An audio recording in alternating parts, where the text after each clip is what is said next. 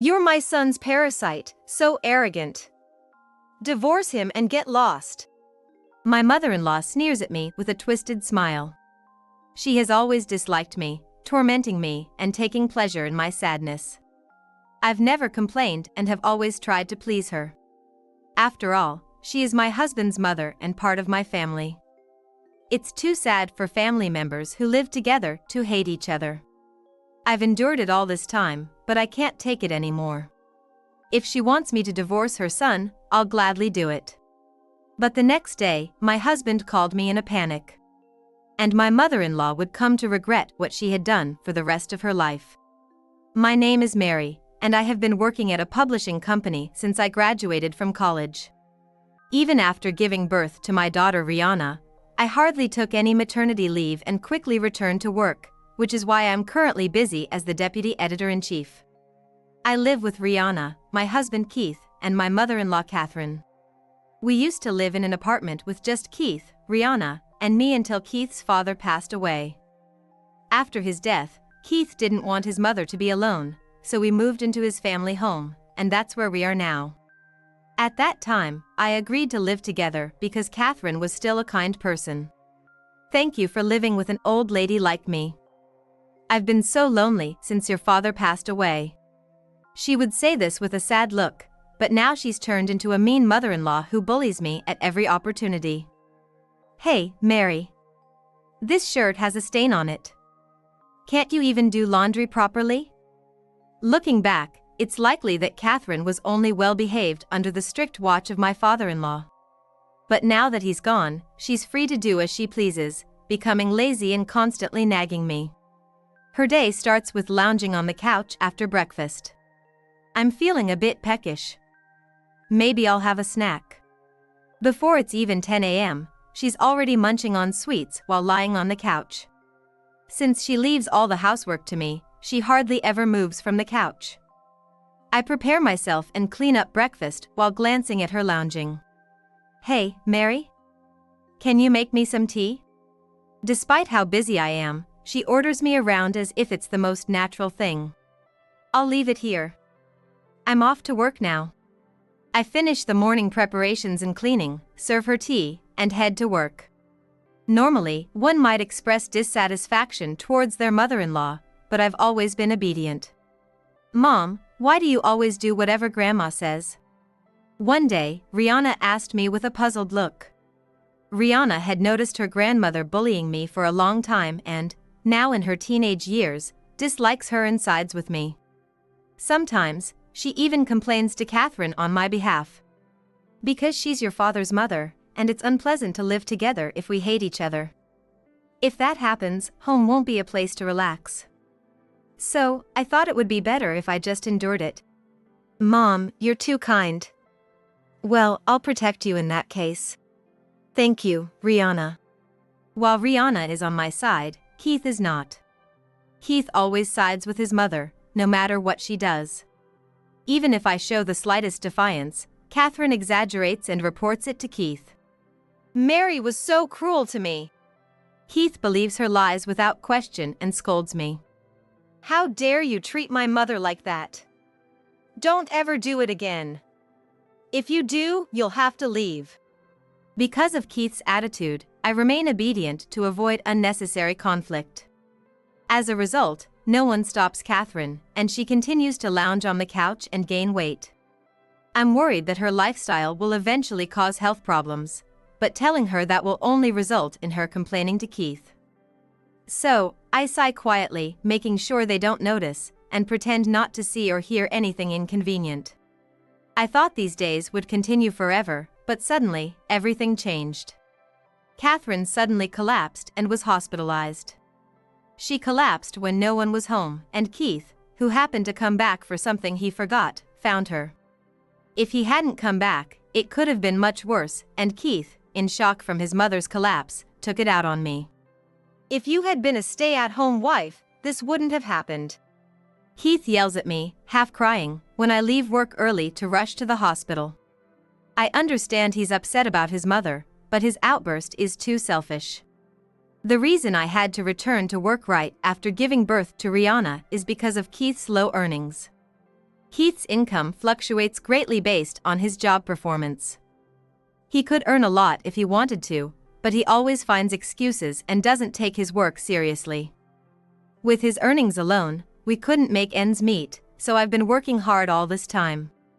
I had explained to Keith that I work because of our financial situation. But he seems to have forgotten that.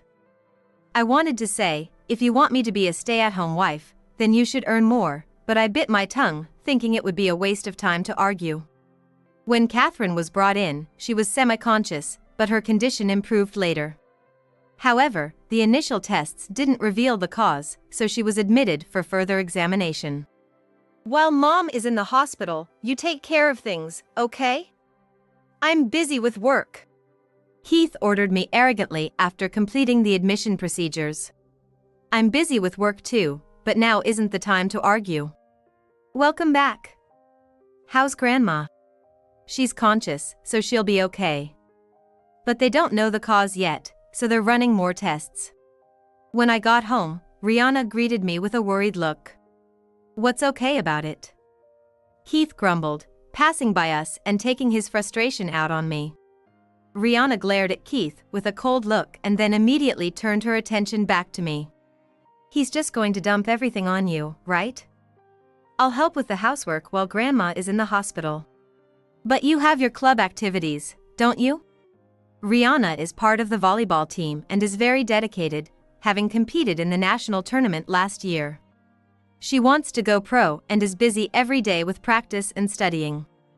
I didn't want to interfere with her schedule, so I tried to refuse, but Rihanna, looking a bit angry, retorted. Mom, you're trying to overdo it again. The tournament is over and we're on break, so don't worry about it. Rihanna, thank you. I almost cried from my daughter's kindness, but I quickly held back the tears and smiled at her.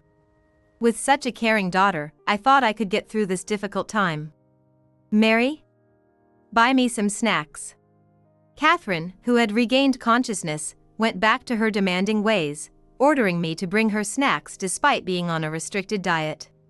You can't do that. You have dietary restrictions. I don't care. I told you to buy me snacks. Go get them now. Catherine, stressed from the confined hospital life, yelled at me irritably. When I refused, she turned red with anger and threw a nearby plastic cup at me. Ouch. The cup was light plastic, so it didn't hurt much. If it had been glass, I might have been injured. But Catherine wouldn't have cared if it had been glass. Sorry, but I'm leaving now. Hey! Don't you dare run away! As I couldn't take it anymore and started to leave, I overheard the nurses talking at the nurses' station. It's so noisy. Is it Catherine again? That woman is so troublesome. She sneaks out of her room to buy snacks from the store. They found them hidden under the bed, right? No matter how many times we warn her, she doesn't listen. Isn't it her own fault for ending up hospitalized? Hearing the nurses' conversation, I felt my face heat up with shame. It's not just me, Catherine is causing trouble for everyone in the hospital too. I hoped the test results would come quickly so she could be discharged. But my hopes were quickly dashed.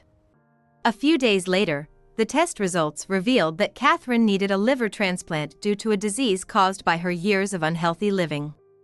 We'll do a donor test immediately.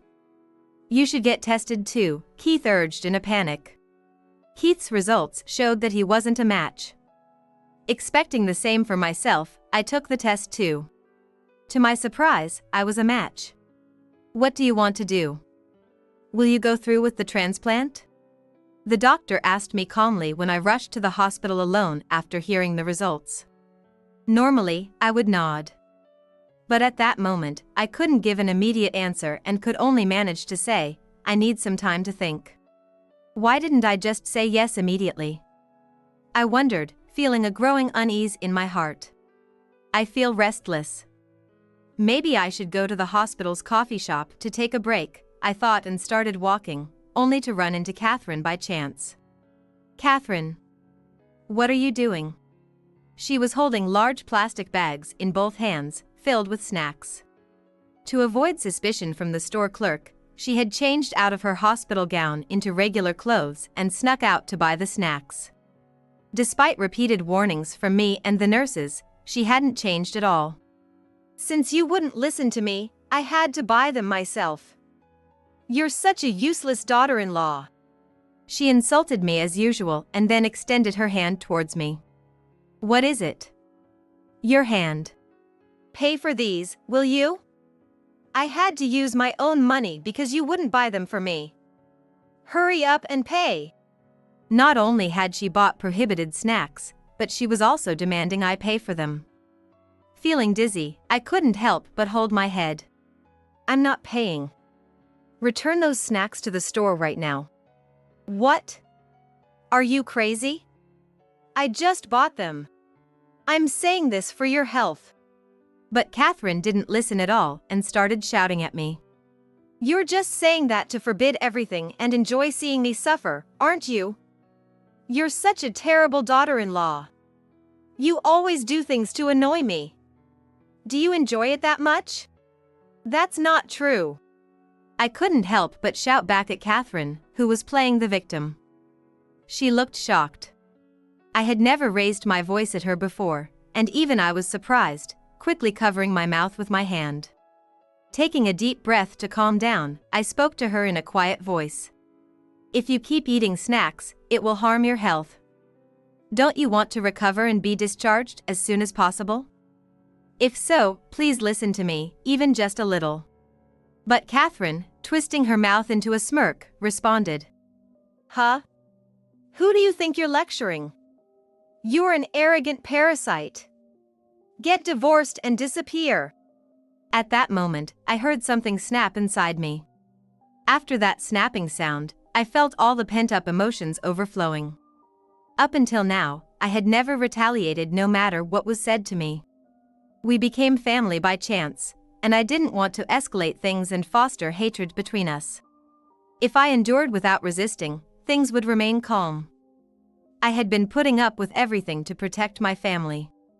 But I realized I couldn't endure anymore. At that moment, I felt a weight lift off my shoulders. I turned to Catherine and smiled. "All right, understood." Seeing me suddenly become compliant, Catherine looked surprised. I turned my back on her and quickly left. "Things are about to get busy," I murmured with a smile as I stretched outside the hospital. The next day, I wasn't at the house we had been living in but at another place. I had taken the day off work due to various circumstances, and I was busy running around because of it. That night, Keith called. "Hello." "Hey. Where are you?" Keith's yelling made me pull my phone away from my ear. Recently, Keith had been staying at the hospital a lot with his mother, and he probably didn't realize until this late that I hadn't returned home. "What are you going to do with that information?" My unexpected response seemed to surprise Keith. He was silent for a moment but quickly continued. "Oh, you're the donor match for Mom, right? I saw the test result paper on the table. Get back here and prepare for the transplant surgery." Listening to Keith's panicked voice, I remembered leaving the test result paper the doctor gave me on the table. "Well, it's no longer needed, so it doesn't matter," I thought as I slowly responded. "No." "What?" Keith sounded deflated at my refusal. I then dropped a bombshell on him. "Catherine told me to get divorced and disappear, so I intend to do just that. I'm divorcing you." "What? Divorce? What are you talking about?" The confident tone Keith had moments ago was now clearly panicked. Yes, I had left the house I had lived in for years, planning to divorce Keith. Yesterday, after returning from the hospital where Catherine was admitted, I started packing my things. Rihanna was still at school, so I explained the situation when she came home. "Rihanna, I'm really sorry. I'm planning to divorce your dad and leave this house, but you." I intended to respect Rihanna's wishes and would give custody to Keith if she wanted to stay. But Rihanna nodded firmly and responded before I could finish. "Got it. Then I'll pack my things too." "Oh. Are you sure?" I was braced for a reaction when I mentioned divorce. But contrary to my expectations, she accepted it so readily that I felt all the tension I hadn't realized I was holding release. Rihanna, oblivious to my reaction, spoke nonchalantly. Of course. I'm sticking with you, Mom. Now that it's come to this, I'll be clear, you're the only one I consider my real family. Really? But Grandma was good to you. Although Catherine despised me as her daughter-in-law, she seemed to adore her granddaughter and didn't treat Rihanna the way she did me. But Rihanna answered with a frown. Grandma tried to get me on her side to bully you together, Mom. Even though I kept saying I was on your side, she was relentless. She also kept trying to make me treat her using my allowance. Honestly, living with her has been pretty stressful. Hearing this, I was surprised and also frustrated with myself for not noticing. While my daughter was suffering, I thought enduring everything alone would keep the peace, ignoring the reality. I'm sorry, Rihanna. Why are you apologizing, Mom? Come on, let's start packing. Dad's probably not coming home tonight anyway. Packing for two is a lot of work.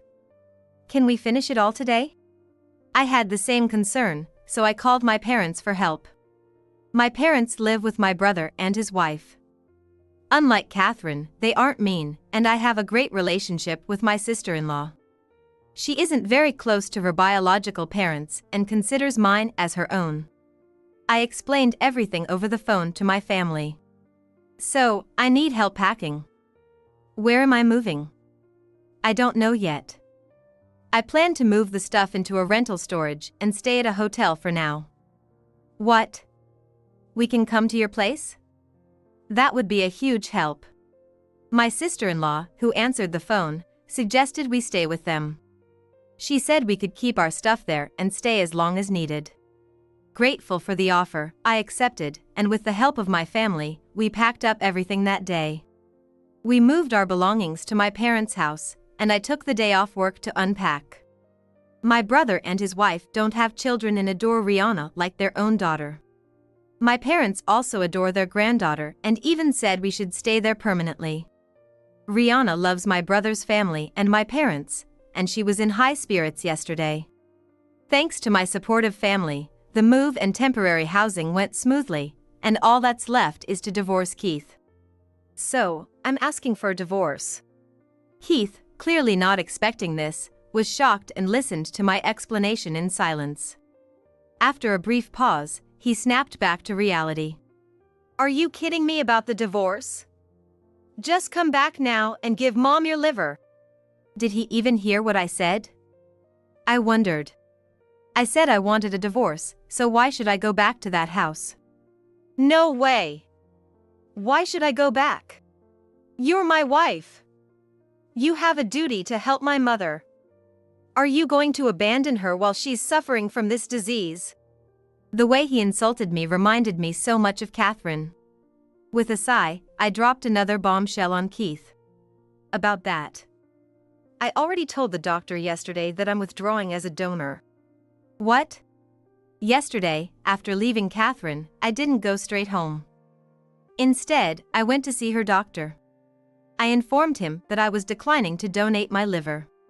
Even if someone is a match, they can't be forced to donate a liver transplant against their will, even if it's the daughter-in-law. You refused the transplant surgery. Keith's voice trembled over the phone. I hesitated for a moment when making this decision, knowing it meant leaving someone who could be saved. Keith immediately showered me with insults. My mother's life is on the line. Do you understand what you've done? Yes, I understand. Then why? Still pressing, Keith received a cold response from me. Your mother rejected me. She insulted me in front of others, calling me a parasite and telling me to divorce and disappear. So, I'm doing exactly as she said. Keith hadn't informed Catherine that she needed a liver transplant. He had told the doctor and me to keep it a secret, fearing she would be shocked. Had she known she needed my liver and that I was a match, Catherine might have temporarily feigned kindness to me, only to return to her old ways once she recovered. Mom didn't know you were the donor match. Knowing or not knowing, calling someone a parasite is wrong. Besides, after she repeatedly insulted me, calling me trash and worthless, why should I save her? I'm not that kind. Keith was speechless at my words. I had never used such strong words to talk back to Keith before. He seemed quite confused, facing this kind of response from his wife for the first time. Moreover, there's a risk to me in the transplant. Why should I take that risk for someone I detest? Catherine's condition is largely due to her lifestyle choices. I warned her many times, but she chose to ignore me and do as she pleased. Why should I risk my life for someone who ignored my warnings and insulted me? The pent-up frustration erupted, and I found myself shouting. I hadn't realized how much resentment I had bottled up. I unleashed my anger on Keith. And you never helped me when Catherine bullied me. Only Rihanna knew everything and helped me. You never did. Rihanna is my only family. You and Catherine are not my family. After a while, I heard Keith's sobbing on the other end. Even if you felt that way, why didn't you at least complain to Mom? You should have told her off. Yes, I used to complain about it in the beginning. And you know what happened? She lied to you and told you that I had said terrible things to her and cried. You didn't believe me at all, but you believed her words and scolded me. Don't you even remember? At first, I did resist Catherine's bullying verbally, but she would always turn Keith against me, making him scold me. I remember how Catherine would smile twistedly, watching Keith berate me while she enjoyed the scene. Remembering that smile still makes my stomach churn. So, I gave up resisting, thinking it was futile. I convinced myself it was better for the family not to fight, fooling myself with such excuses. I'm done with that life. I want a divorce. I reiterated my intention, but Keith seemed determined to resist. I will never agree to a divorce. Oh, really? Then I'll hire a lawyer. A lawyer? Isn't that a bit much? Realizing he didn't grasp the reality of the situation, I sighed in exasperation. If I don't go that far, you won't divorce me. No matter what it takes or how much it costs, I want to divorce you. Finally, it seemed my seriousness got through to Keith as I heard him gasp. He fell silent for a while before speaking in a trembling voice. I won't let you take Rihanna. How dare you take her away? She's my daughter and Mom's beloved granddaughter. You're a kidnapper. I'll definitely get custody. Rihanna came with me of her own free will, but Keith wouldn't believe that. As I wondered what to do, Rihanna suddenly snatched my phone from behind. Hello? Dad? It's Rihanna. Holding the phone to her ear, she wore an emotionless expression. Rihanna. Come back right now. Forget about that horrible mother and live with Dad and Grandma. Keith's loud voice was desperate enough to be heard from a distance. But Rihanna responded coldly. I absolutely don't want to live with you and Grandma. You're only trying to get custody so you can make me do all the housework since Mom's gone. Too bad. I won't do what you want. No. I wouldn't make you do that. Rihanna sighed heavily, cutting him off. When Mom was busy with work, you made me do housework all the time. Have you forgotten? How convenient for you. I was shocked to hear this, not knowing it had happened. Anger towards Keith and Catherine surged within me, causing me to clench my teeth. I'm really happy that Mom decided to divorce. Of course, I'm staying with her. You and Grandma can live together happily. Wait, Rihanna. Keith pleaded, but Rihanna ignored him and handed the phone back to me. So, I'll be taking custody. No. I can't accept that. Please reconsider. If you leave, I'll. Whatever happens to you or Catherine is none of our business. Now, I'll hang up. We have no time to waste on you. Keith was still saying something, but I mercilessly ended the call. Catherine, whom I refused to donate my liver to, eventually found another donor, and the transplant was successful. However, her post-surgery behavior was poor, leading to complications. Hearing this made me angry on behalf of the person who helped her. Even if something happened to her, I wouldn't feel any sympathy. Rihanna, too, showed a mix of anger and disgust when she heard about it.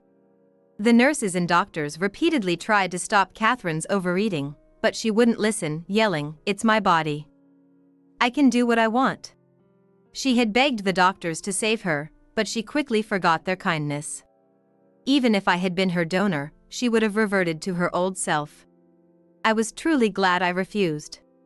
Catherine's behavior became such an issue that she was transferred to a psychiatric ward after starting to physically lash out at the nurses. Keith, already struggling with their bills and his low salary, faced even greater financial difficulties. He barely managed to take care of Catherine, whose poor treatment from him was unbearable. The woman who had publicly demanded my divorce now called me from the hospital's public phone, begging me to return. "Please, come back. Keith can't take care of me." You do realize that Keith and I are currently negotiating our divorce, right? "We're still married, so you're my family." Hearing Catherine's nonsensical claim, I firmly rejected the idea of family. "After all the bullying, you call me family when it suits you? Disgusting. I refuse to be family with someone like you." With that, I hung up. Since I had already entrusted the divorce negotiations to my lawyer, there was no need for further contact with Keith or Catherine. I decided to get a new phone, which meant no more calls from them and a more comfortable life for me. Eventually, Catherine was transferred to another hospital, worsening Keith's financial situation. He ran out of money and had to sell the house, but it was an old house far from the city center, so he got very little for it. Shortly after hearing this news, my divorce from Keith was finalized. Keith, overwhelmed by his circumstances, no longer had the bandwidth to contest the divorce. Now, free at last, I'm living happily with Rihanna, my parents, and my brother's family. Initially, I planned to stay with them only for a short while, but they've told me I can stay as long as I want, and I'm even considering making it my permanent home. Fortunately, my parents' house is within Rihanna's school district, so there were no major changes to our lives, and it's also conveniently close to my office. It's a very comfortable place to live. As I listen to Rihanna's thoughts and consider our future, I plan our lives step by step. See you later. I'll be late today because of club activities. Got it. Do your best. Take care and have a good day. Every day, I send Rihanna off with a smile, secretly praying that this peaceful life continues as long as possible. Wow, oh, it's new and beautiful. Looks like a nice, usable house. This is our cherished new home, meticulously planned and built by my husband and me, a newly married couple.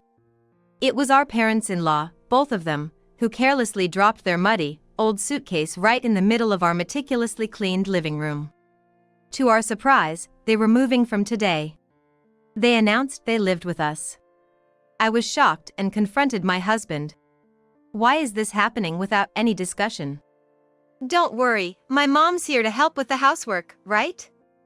We'll get used to it soon, and supporting each other as a family is what matters. There's no problem. My husband, heavily influenced by his parents, didn't seem to consider my refusal at all. He grew up in a grand, old American-style house, and frankly, he has always seen the role of a wife as nothing more than a convenient housekeeper. A viewpoint shared by his parents. I had endured weekly dinners at their house, where my father-in-law would openly call me a disobedient woman. Furthermore, we were short on rooms, so my husband ordered me to vacate mine. "You can sleep in the yard, it's lucky for you since you won't have to deal with my parents," he said with a smirk. Holding back my tears, I rushed into my room. And then, when I returned, dragging a heavy suitcase just as burdensome as my in-laws, my husband and his parents were shocked. I announced loudly, "I'm going back to my parents' house, enjoy yourselves." I am Mirabelle. Currently, I work in the product development department of a health food company. I'm 32, and my husband, Tom, also 32, works in the sales department of the same company. Tom is a very thoughtful person, a hidden gem in any team he joins, always playing a supportive role. He's a top performer in our department, a husband I'm proud of. Our first meeting was at a departmental mixer. Dressed up, I caught his attention with the antique ring on my little finger. He was intrigued by my hobby of collecting antique jewelry. He admitted to thinking rings were just flashy, gem-studded pieces from his family's collection, so I introduced him to more vintage designs. Soon, we started going out for meals after work and on weekends, quickly progressing to a relationship, followed by a proposal in less than 6 months, celebrated by many colleagues and superiors. We had a dream even before marriage: building our own home. Our goal was to contribute equally, take out a loan, and create a small but detailed home of our own. I'd like a spacious living room, maybe a yard, thinking of kids and pets in the future. We might not have a big budget, but I'll work harder than ever, save more, do whatever it takes. We had many requests about the house. We have a certain location in mind, but we need to decide on the land based on transportation, shopping, imagine when we have children, the design of the exterior, and other points that each of us has that we can't miss. We had meticulously planned and worked tirelessly with a design firm to create our dream home. Though the plot was introduced by a real estate agent near my parents' house, they are quite kind and won't trouble you. No worries, they were nice during our visit. But your mom's cooking skills are a bit intimidating. His family used to own a lot of land in the area. Now mostly sold off, except for their residents. Luckily, due to these connections, we got priority in securing our plot. Since we searched through connections, the location ended up being a plot close to my in-laws' house. I didn't have many opportunities to meet my in-laws outside of formal greetings. Because of this, I felt the need to be cautious and was quite nervous about how to interact with them. However, my in-laws always seemed cheerful and kind, and they appeared genuinely happy whenever I visited. My father-in-law was the breadwinner with a strong sense of responsibility, and my mother-in-law was a dedicated homemaker.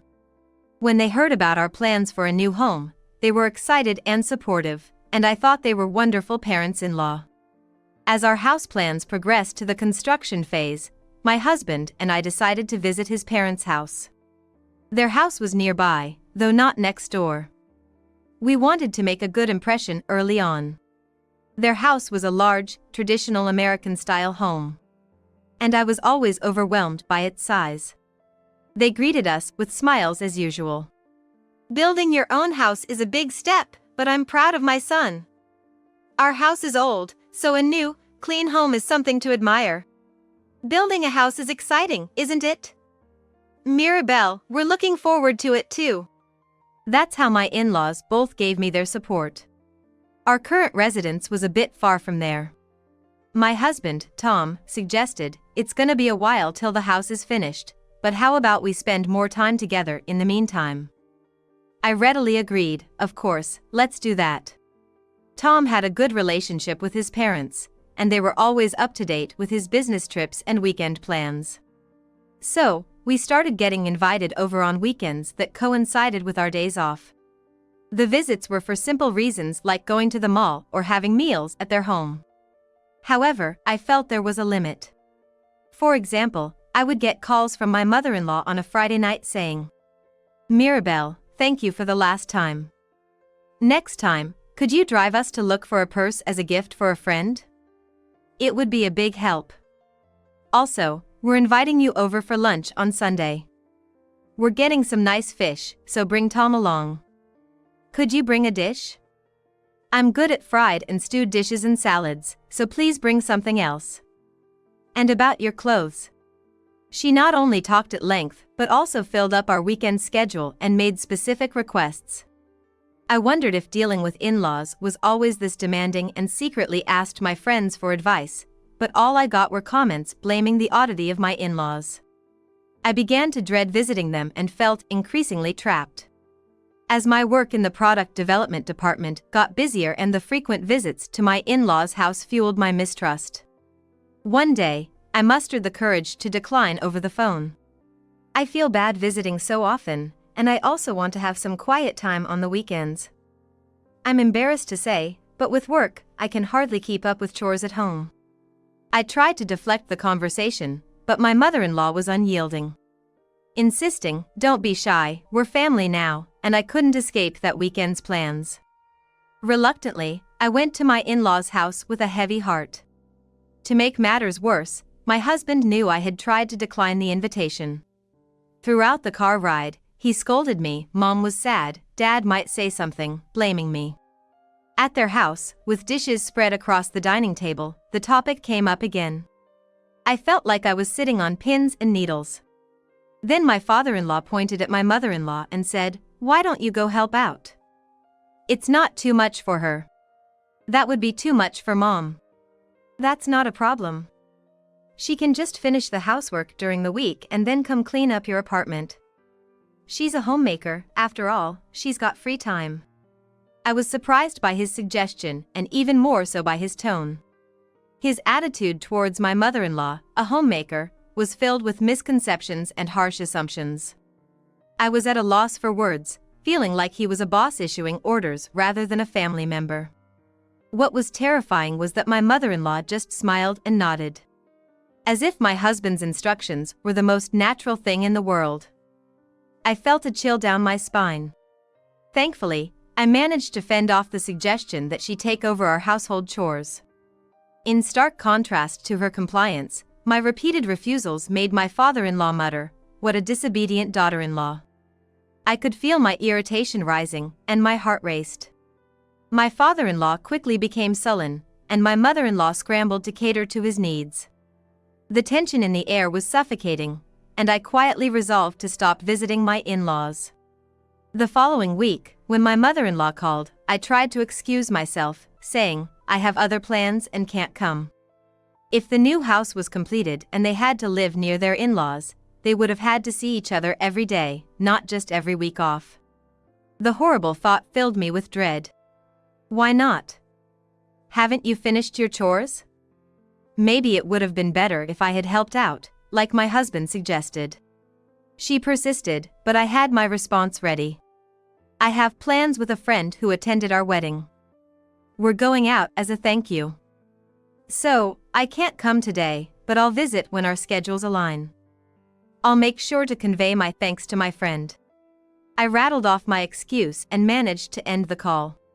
The promise was a lie, but feeling unsafe at home, I quickly left. From that day on, I found excuses to avoid visiting my in-laws. Despite this strained relationship, our new home was completed. My husband, Tom, and I were thrilled with our sparkling new house and took great care in cleaning every corner. However, not even half a month after moving in, my mother-in-law summoned me unexpectedly. Her tone was serious. "It's something I must tell you. I know you don't plan to come to our house on your days off, but this is something I just have to tell you." "Okay, I'll come right over," I replied, though it pained me to do so. Rushing over, I found my mother-in-law eager to explain the household chores at her home. The basics are daily sweeping of the entrance and garden. Normally it's just dry wiping, but on weekends we do a thorough mopping. Plus, there's shopping and managing the household budget. "Oh, you can change things to suit you." She smiled kindly, but I was baffled by her explanation. It was as if she was discussing how we would share chores if I moved in with them. "Wait a minute! Why are you telling me all this?" I wondered what she expected me to do with this information about cleaning supplies and kitchen use. When I asked, her face clouded over. "You married into our family, Mirabelle, so you need to follow our ways. Don't you know that yet? Don't you want to contribute to your husband's family?" Then she asked, "How long are you planning to keep working?" I was speechless, having had no intention of quitting my job. It seemed she expected me to eventually leave my job, become a homemaker, and help out with their chores. Stunned by this unexpected turn, I firmly stated, "If that's the case, I'm leaving. I understand my duties as a wife and will help out where I can, but my priority is my time with my husband. I have work in our own household chores, so I can't help out here." With that, I left my in-laws' house. I immediately protested to Tom, but he took his parents' side and wouldn't listen. I didn't marry into this family to do their housework, I said, but he just looked annoyed. Are you always this selfish? My parents can't be wrong. Can't you get along with them? I was speechless and could only stare back at him. I was shocked not only by the vast difference in thinking between me and my in-laws but also by my husband Tom's refusal to listen to my views. He's usually not like this, but when it comes to his parents, especially his father, he seems to change completely, adhering to whatever they say as absolute. The decision to build our own home was initially suggested by his father, who wanted to maintain good relations with a real estate agent through purchasing land. The word divorce involuntarily flashed through my mind. But with Tom frequently away on business trips, I was often left alone at home. Plus, there was the fact that we had just built our dream home. I decided to observe the situation a little longer, as long as I could keep a distance from his parents. However, I made it clear to Tom that I didn't want any involvement with his parents. The relationship with your family is quite different from a normal mother-in-law and daughter-in-law relationship. Honestly, I don't want any more involvement. I won't be visiting your parents' house for chores, and I have no intention of living with them. Please remember that. I expressed this earnestly.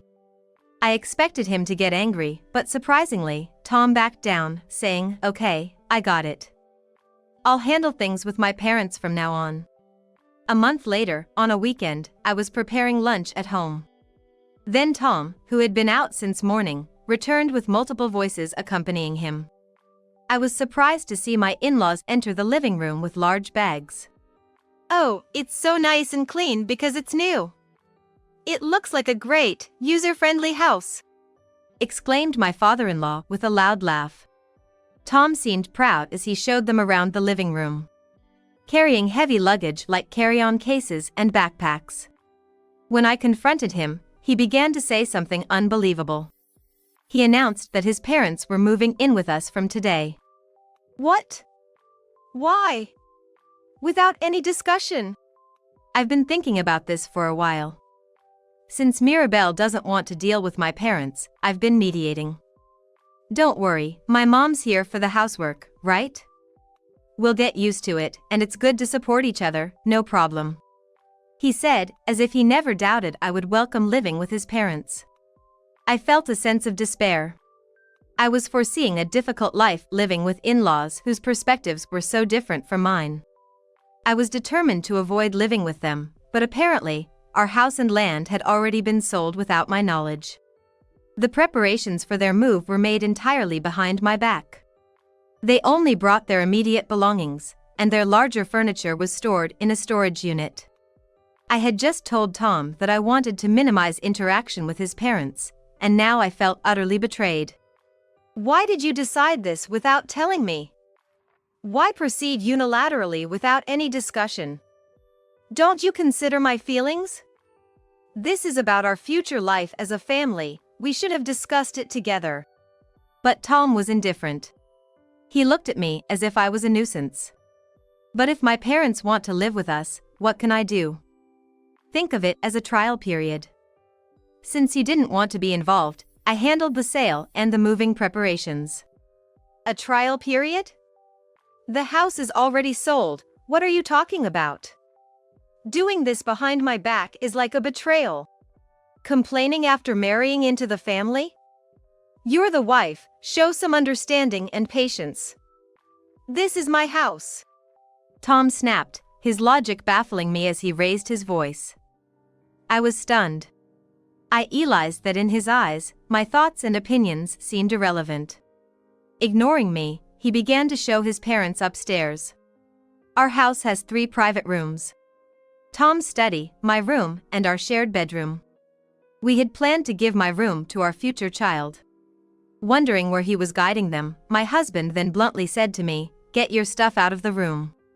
I wasn't surprised, but I was visibly upset. My mom will use your room. Dad gets the bedroom. Why don't you sleep in the yard? You don't want to deal with them, right? It was clear that if each of the in-laws were to use a room, there wouldn't be enough rooms available. The smirk on his face as he suggested I sleep in the yard made it clear this was a well-thought-out way to hassle me. I felt suffocated by the rejection from the man I had loved. While my father-in-law smirked at me in the background. Tom was clearly following his parents' instructions. It was conceivable that he was harassing me because he was told to do so. He chose to side with them, not to protect me. This realization brought a renewed sense of despair, and I could only look at him silently. As he opened my room and demanded me to hurry up, I felt like there was no point in arguing. I entered my room, grabbed the heavy suitcase I had prepared in advance, and left at a speed that took Tom by surprise. "I'm going back to my parents' house." "Enjoy yourselves," I told them. I had kept my belongings in order so that I could return to my parents' house at any time. Now, anything left in my room could be disposed of without concern. Tom and his parents seemed startled, not expecting me to leave, and they tried to stop me. My mother-in-law even accused me of pushing housework onto her, but I knew that was her intention all along. Having lived with such a father-in-law and with Tom before our marriage, it seemed to me that she had no love for her family. Instead of fighting back, she had hoped to find a new target in me, the daughter-in-law. Ignoring all their schemes, I headed back to my parents' house. Though surprised, my parents understood the situation and showed anger toward Tom and his parents. Feeling supported, I was relieved until Tom contacted me. He was apparently coming to my parents' house with his parents to take me back, saying, "I'll forgive you, so come back." Anticipating a discussion at my parents' house, I made a call to a certain place. With my parents present, the 6 of us sat around a table.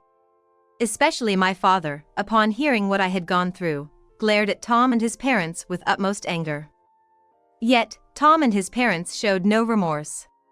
Instead, my father-in-law took the lead, accusing me of being an unreasonable daughter-in-law who wouldn't contribute to her husband's family. My father glared at them in disbelief. "Mirabelle, you should behave more sensibly as a wife. You're still working instead of dedicating yourself to your husband and his family. You should be grateful that we even tolerate that. And returning to your parents' house, who do you think you are? The complaints you have are nothing compared to the duties of a wife. Why don't you try harder and be more supportive at home?" My mother-in-law added, echoing my father-in-law's criticisms. With Tom interjecting, exactly what my parents are saying. The conversation in my parents' living room became increasingly chaotic. I tried to convey my feelings while enduring their words, but it only added fuel to the fire. Each time I spoke, their retorts grew more intense. Suddenly, my father spoke up. "I can't believe you're forcing her to live with you. She might be your wife, but she's still my daughter. If you're saying she's not good enough, we're happy to take her back. Let's go for a divorce."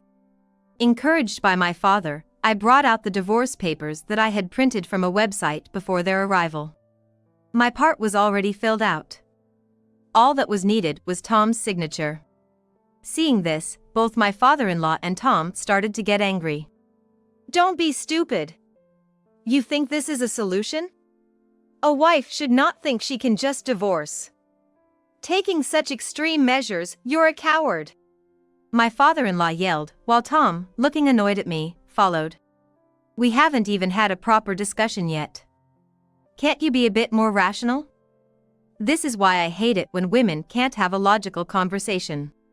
They continued with their snide remarks, trying to destroy the family, huh? So arrogant, not caring about the place or situation.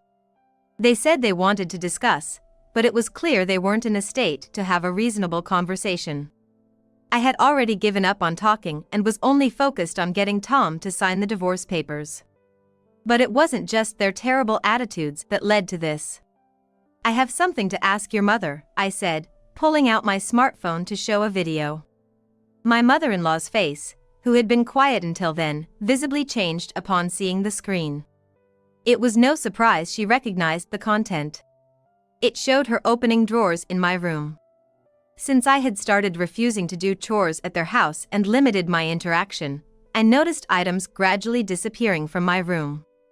The drawer contains a large box for antique jewelry, which was the conversation starter between my husband and me. I purchased them for their design, so overall, they are not very expensive, but some are valuable enough to be kept under lock and key.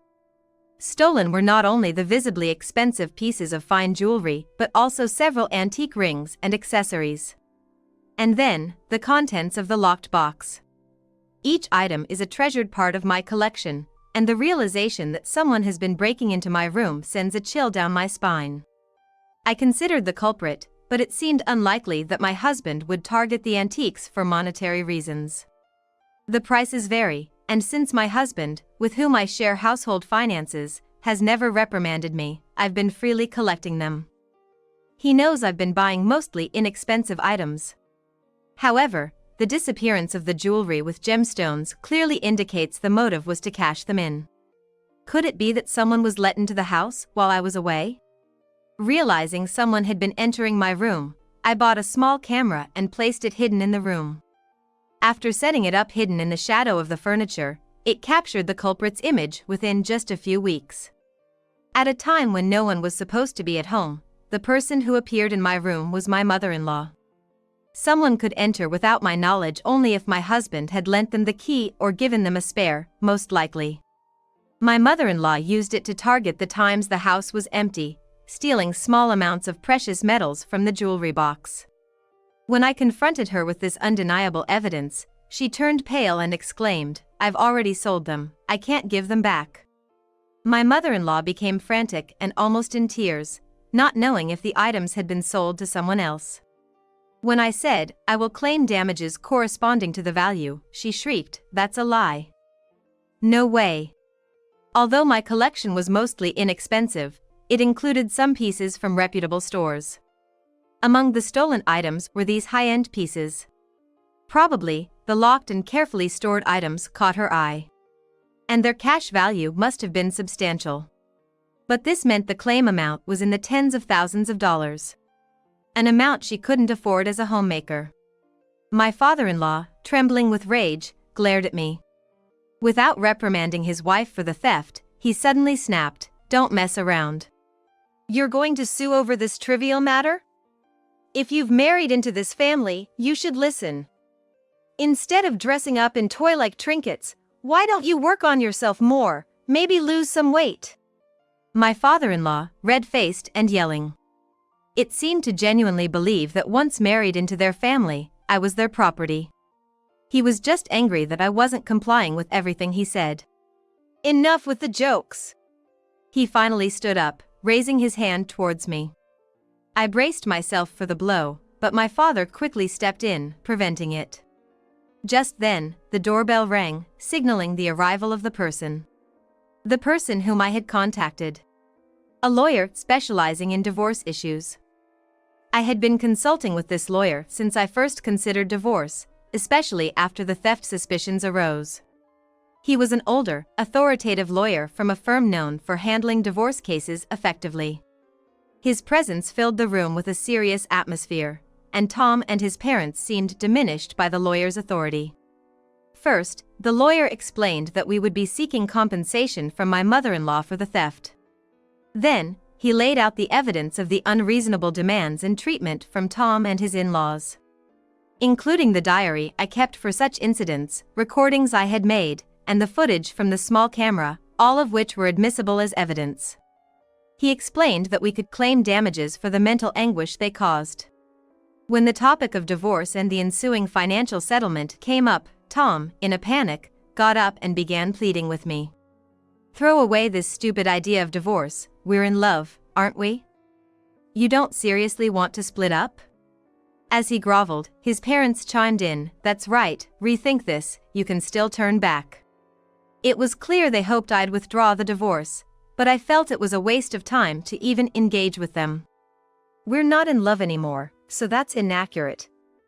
I genuinely want to split up. If necessary, I'll consult my lawyer as many times as needed, even if it takes a long time or we end up in court." My firm rejection made Tom slump in defeat. Deflated, perhaps due to the authority of the lawyer's title, Tom's parents also quieted down and grudgingly agreed to the divorce. When the lawyer asked my mother-in-law why she stole, the shocking truth emerged.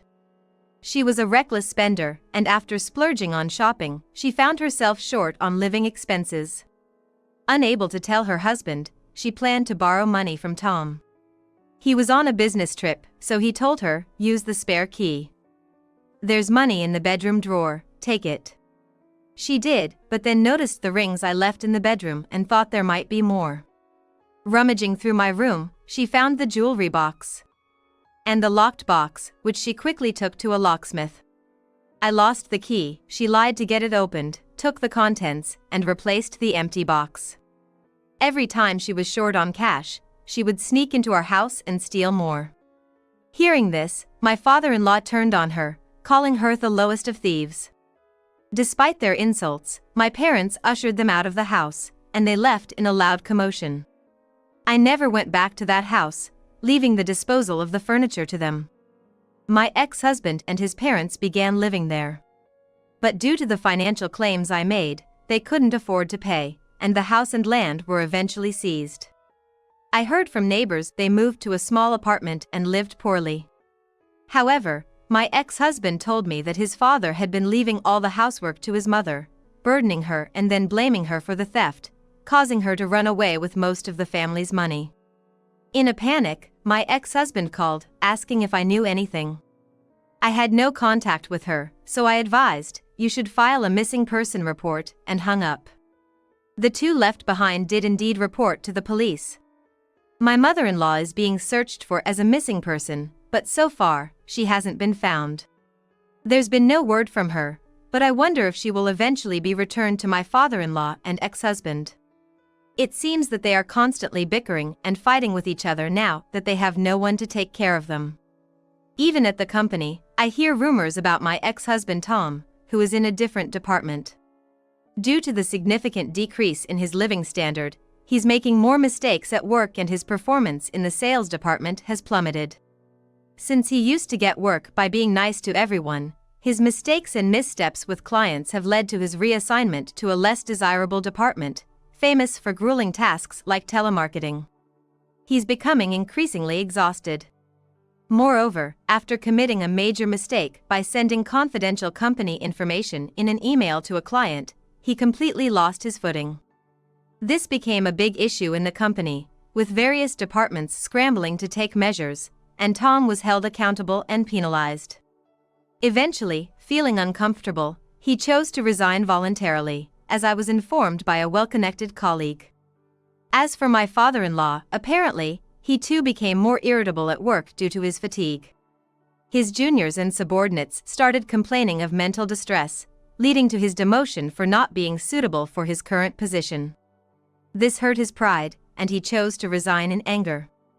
Given his reputation, re-employment was difficult, and later on, Tom tearfully contacted me, saying, "We are living off our savings.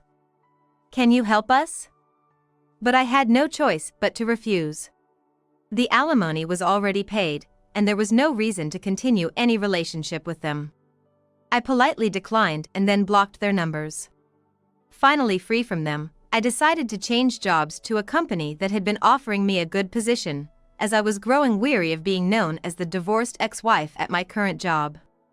Also, not wanting to rely on my parents indefinitely, I used the alimony to move into an apartment closer to my new workplace.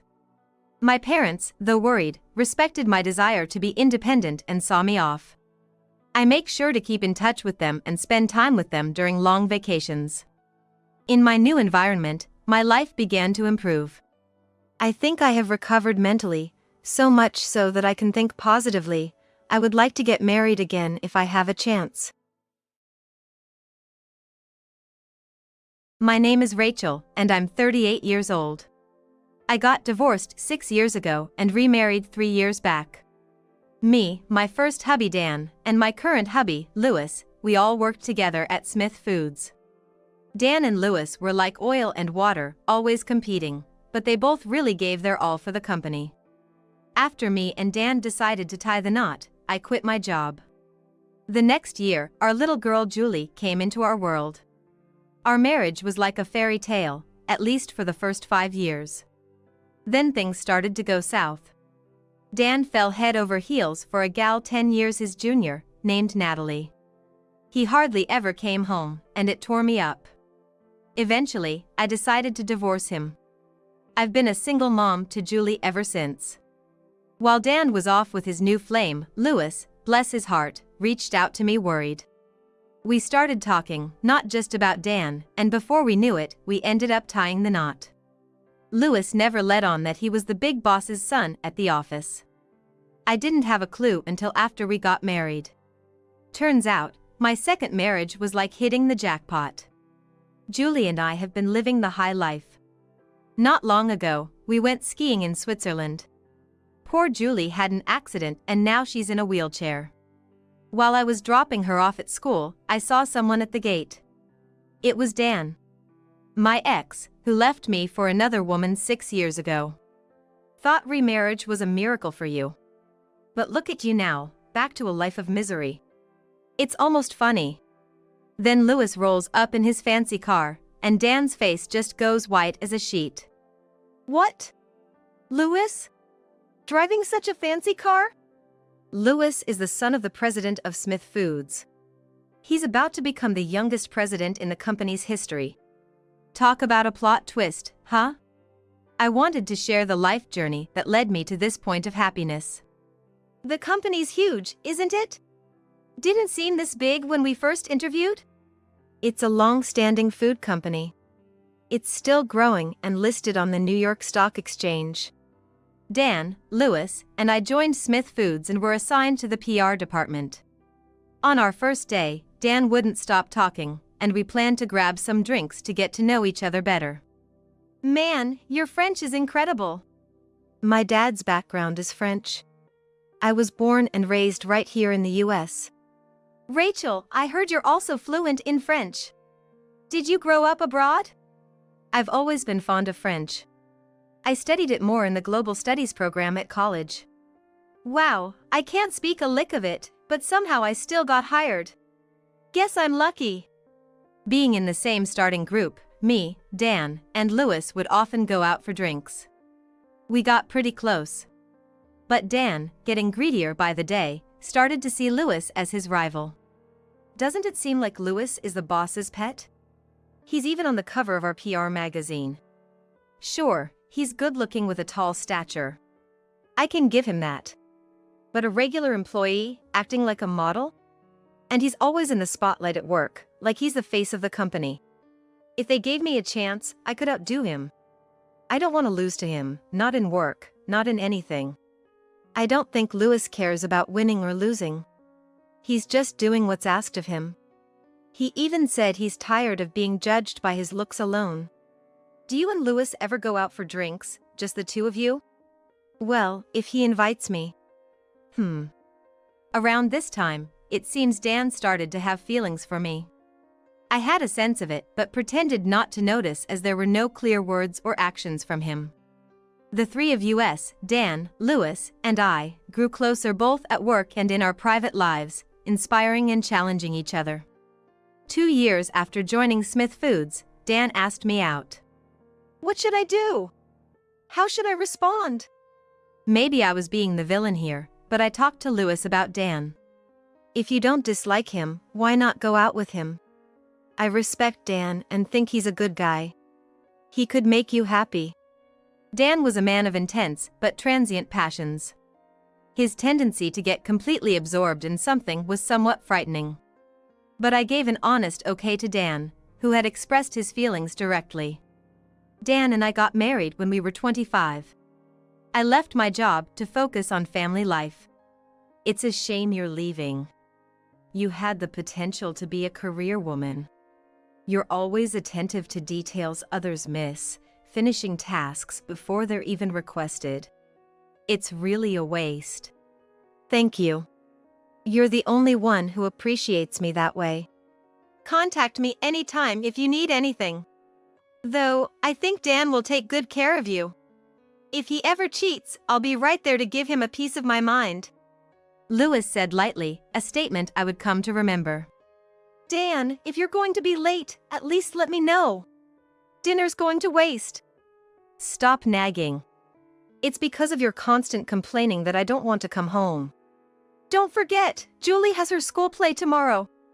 Tomorrow? I've got plans, but I can't make them. What? I told you to keep your schedule free ages ago. Julie's looking forward to you being there. 6 years into our marriage. Our daughter Julie is now 5. The once doting father, Dan, had changed completely. I wondered what caused it. Was it because he knew I was aware of his affair? Dan was boldly enjoying his time with his mistress. This mistress was a piece of work, shamelessly bragging and belittling me, his wife. Oh, tomorrow's your mistress's birthday, right? You withdrew savings for a brand accessory gift, didn't you? I saw her bragging about it on social media. Her family's wealthy, right? Her dad's a company president? So why are you spoiling her? Are you being played? It's creepy how you snoop around. I got this information from a junior at Smith Foods, Bob, who had taken a liking to me and admired me. Dan was apparently proud of having a mistress. He blabbered and boasted about things I didn't even ask. I heard you met her at her cafe at the station. She was so cute that you gave her your number, hoping for a chance. And she contacted you first, right? That woman, either she's not used to attention or she's overly confident. And she's just in her 20s, right? I doubt she's serious about you. I'm not a lost cause yet.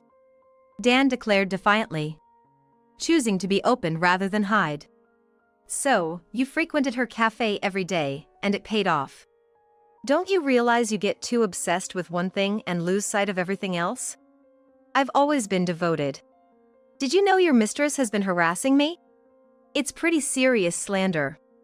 If I take this to a lawyer, it could be a legal case.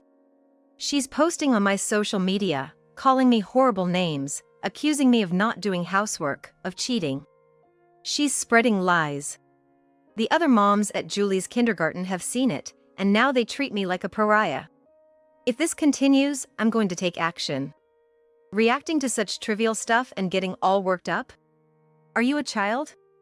Stop making a fuss, it's tiring. I'm going to take a shower and sleep. But the situation worsened. Rachel?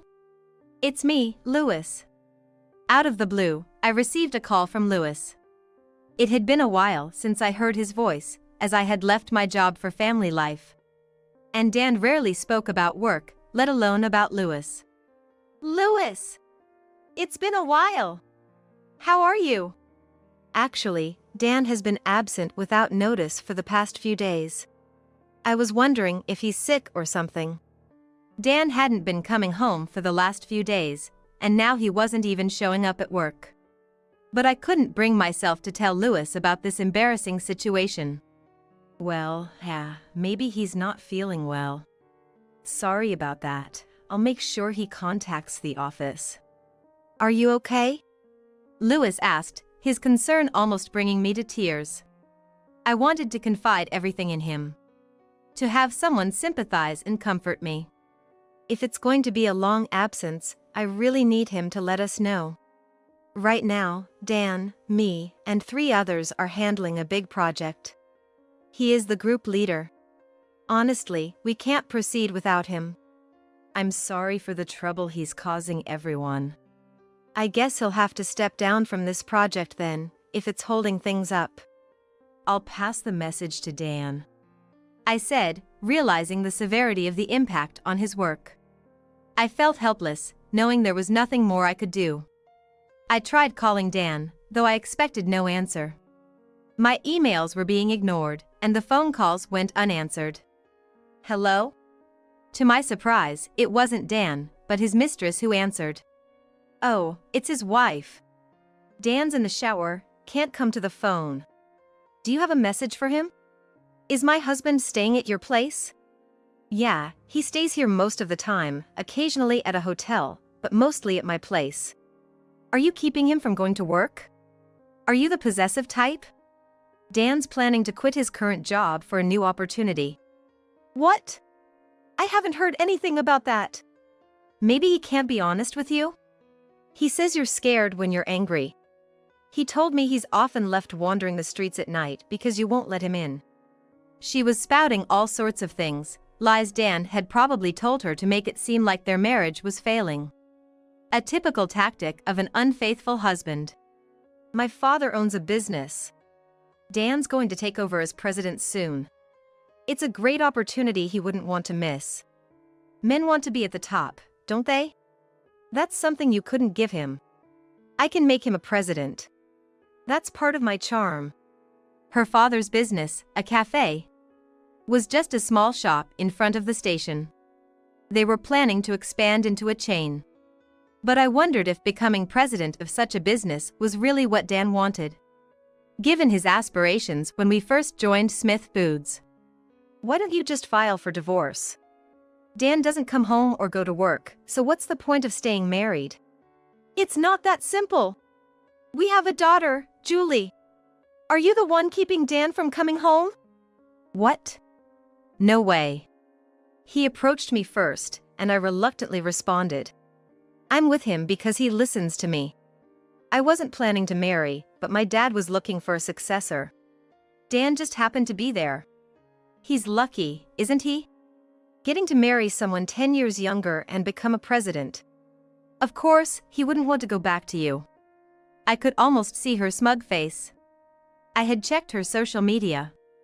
She was the typical influencer type, flaunting her lavish lifestyle with branded goods. She's deliberately posting with the prices included. It seems like she's being supported by young women who aspire to be like Natalie. Sorry to bother you again. Today, Dan's agent contacted me. He wants to resign. Probably hired one of those famous resignation services. It's kind of unmanly for him, isn't it? So, he's officially resigned, but what are you planning to do with him? It's likely going to end in divorce. Divorce? It's come to that? The truth is, Dan doesn't plan to come home anymore. He's been at his mistress's place for almost a month, no contact, not coming home. What? It's gotten that bad? That's serious.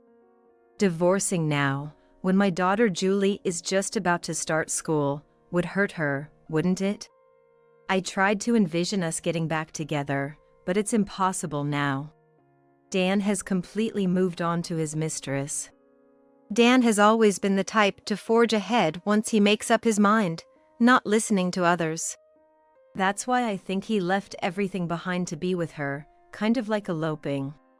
If there's anything I can do, don't hesitate to ask. Thank you. Since then, I often found myself turning to Lewis for advice. Even on the day I signed the divorce papers, I instinctively called him. I'm disappointed in Dan. He always said he would never cheat. Aren't you about the age to start thinking about marriage? Don't you have someone special? No, not really. I think I'm okay with getting married around 40. I don't have any particular desire or ideal vision of marriage. He was as handsome in character as he was in looks. Popular but never boastful or arrogant. I was genuinely curious about what kind of woman Lewis would eventually marry.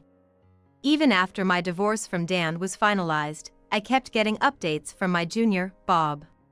He loved gossip and was known as Smith Foods' very own entertainment reporter. I'm so tired. What's for dinner tonight?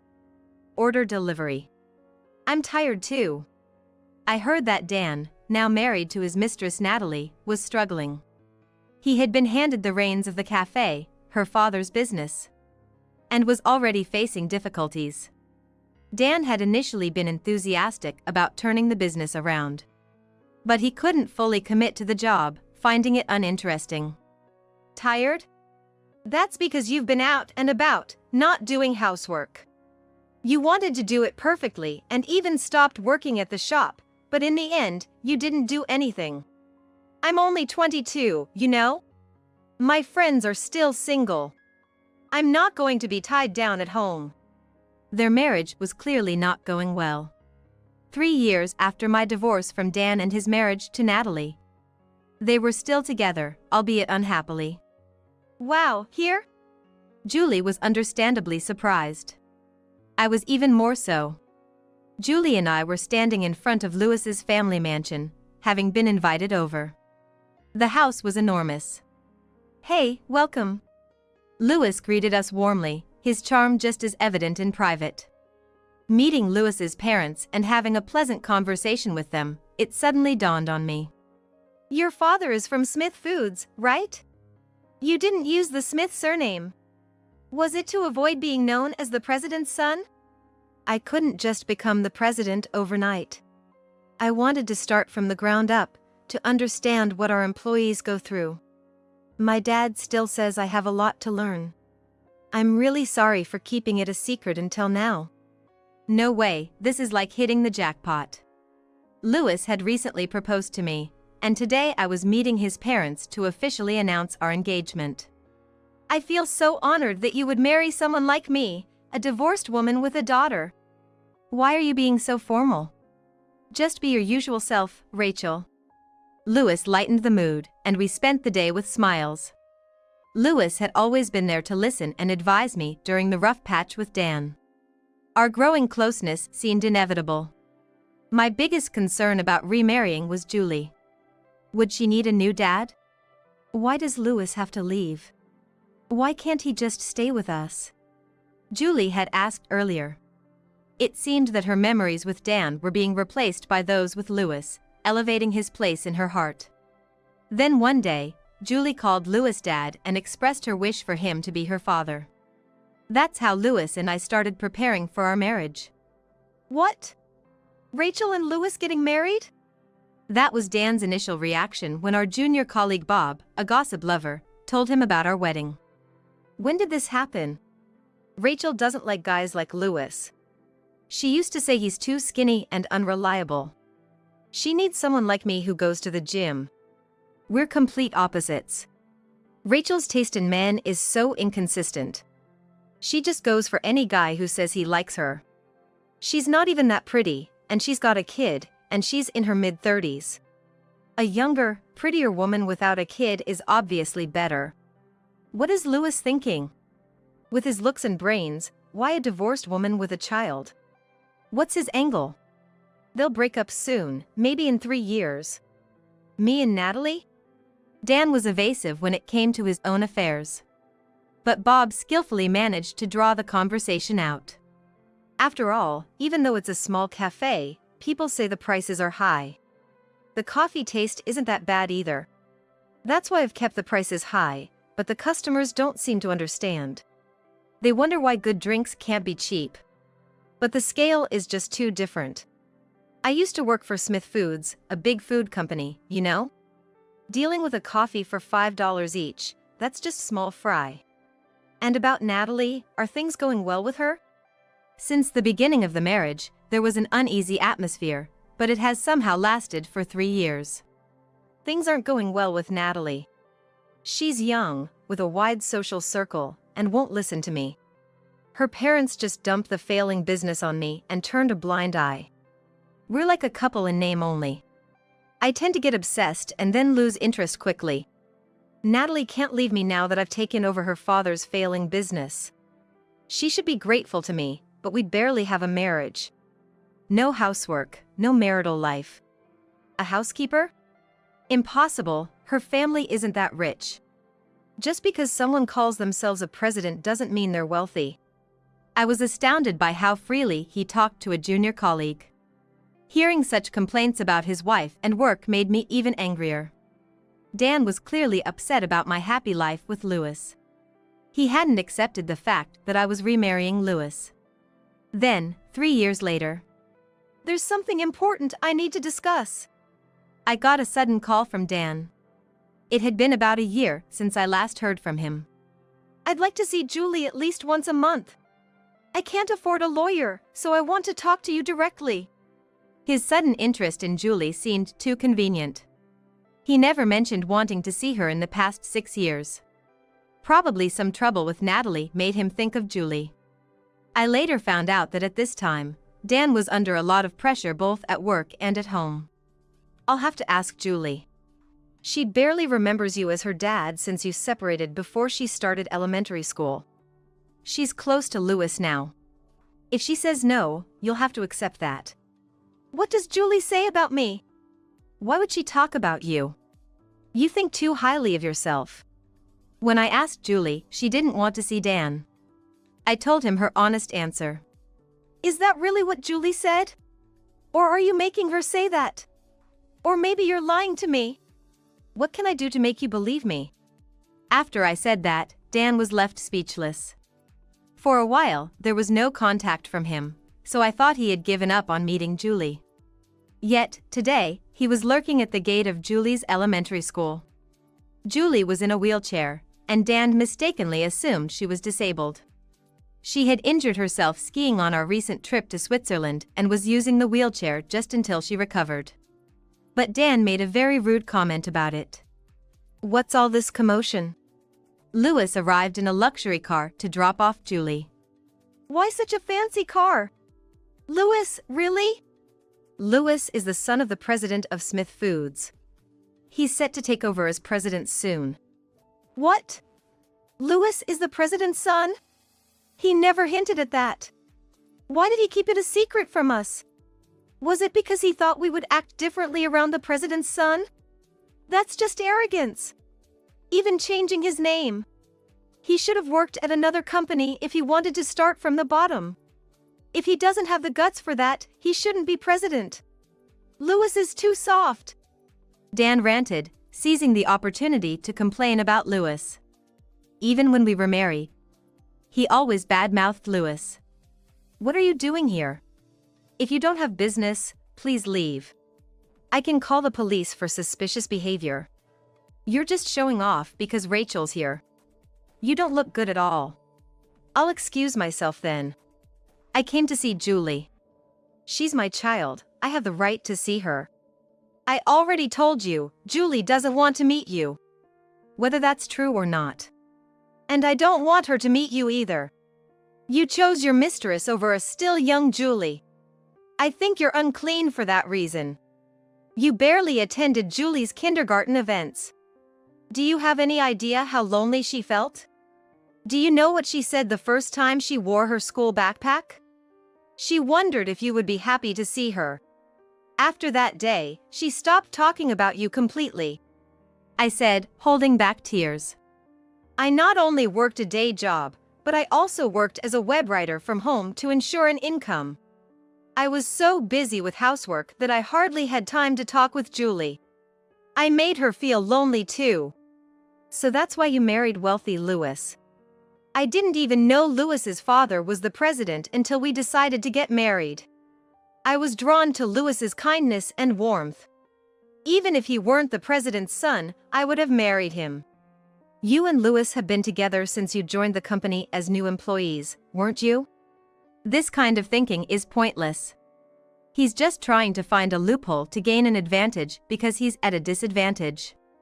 Now that I think about it, there are a lot of things that make sense. She just happened to start dating and then marry me when she was having a little fight with Louis. Maybe that's the real story, huh? That's a far-fetched story. We have nothing to be ashamed of in our relationship. Just a man chaser, huh? You always pick men from the same circle. Married two guys from the same PR department you joined. You should broaden your horizons.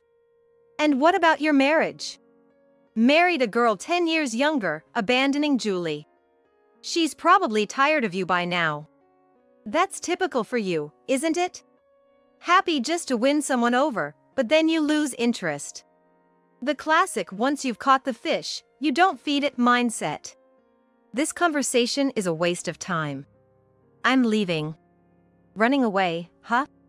Figures, you can't have an equal conversation with me. I'm not interested in small fry.